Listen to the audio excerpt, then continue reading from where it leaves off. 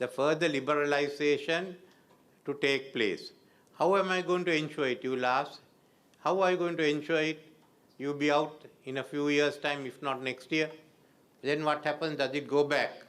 So we have decided, and I told Parliament, that I want Sri Lanka to enter the RCEP. With RCEP, a round of liberalization has to take place. We have to become more competitive.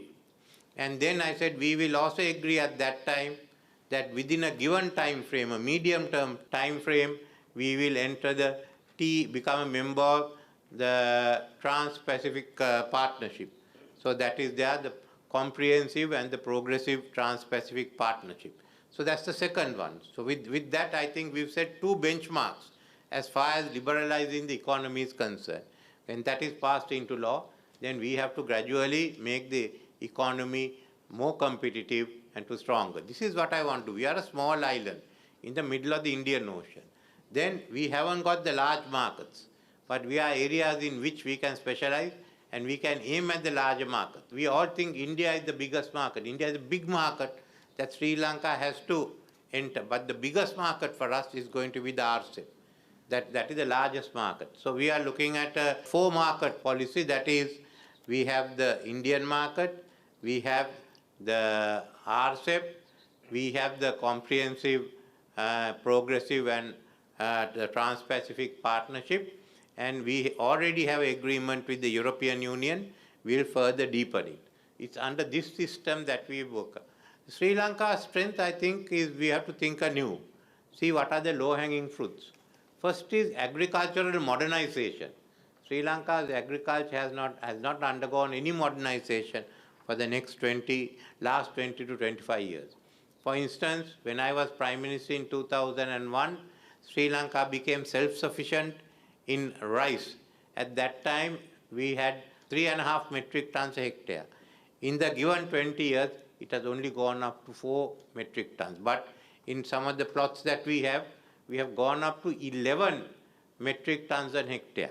An average of 8 metric tons a hectare would make a big difference and release more land for other cultivations. Similarly with tea, there have been new areas to be cultivated. We are hoping to bring about 170,000 hectares in the eastern province of Sri Lanka. There's other land that we want to identify and ensure we maximize it for agriculture. So that's one area. Sri Lanka, if you look at the developments that's going to take place in India, a fast-growing economy, then you will see even in the next 50 years, Pakistan, Iran, all will develop. Pakistan and Iran, Gouda and Sabah will be the Makaran coast, will be the entry-exit points for Central Asia. With all that shipping taking place and the developments that are taking place in Africa, when the new ports come in, Sri Lanka to become a regional logistic hub, both the ports and the airport. For instance, in Colombo, the port and the airport are both very close by. And a new harbour in Colombo, which Subana Jurong of Singapore is planning out, a completely new harbour. So that's the possibilities we have.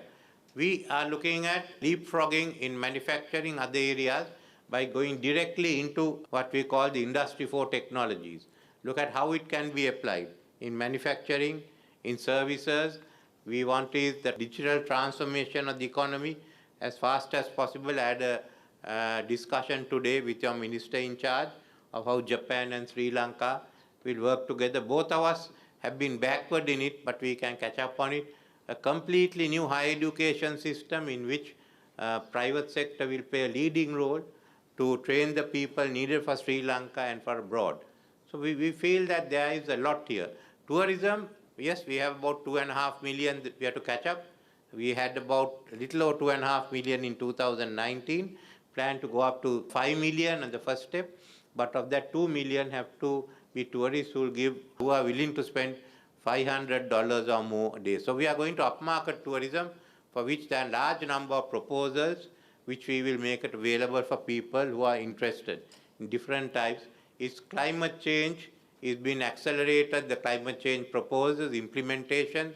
As far as renewable energy is concerned, we do have, yes, we have solar power, wind energy, biomass, and the reports now, we still haven't finalized it, but we need help from the ADB or government, is that we should have something between 20 to 30 gigawatts of power for green hydrogen. And that's next to the harbors. So you can imagine the potentials that are there. As you come, this is only something I can tell you.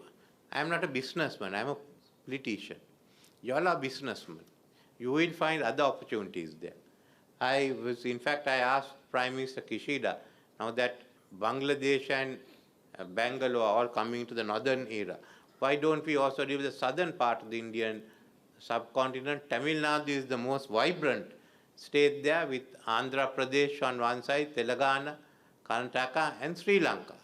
Sri Lanka is also, if we get together, it is the most vibrant. And all we need is one bridge to connect us. And then ports of Sri Lanka will actually cater to the whole of South India. So there are many such plans.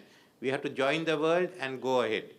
We have to look at IT, technology, health services. There are many to be done. So I just thought that of mentioning to you what we plan to do, because the world is changing and there is another opportunity Sri Lanka has, as economic power is shifting to Asia, and also we are in the Indian Ocean into East Africa, which is growing fast, and South Africa.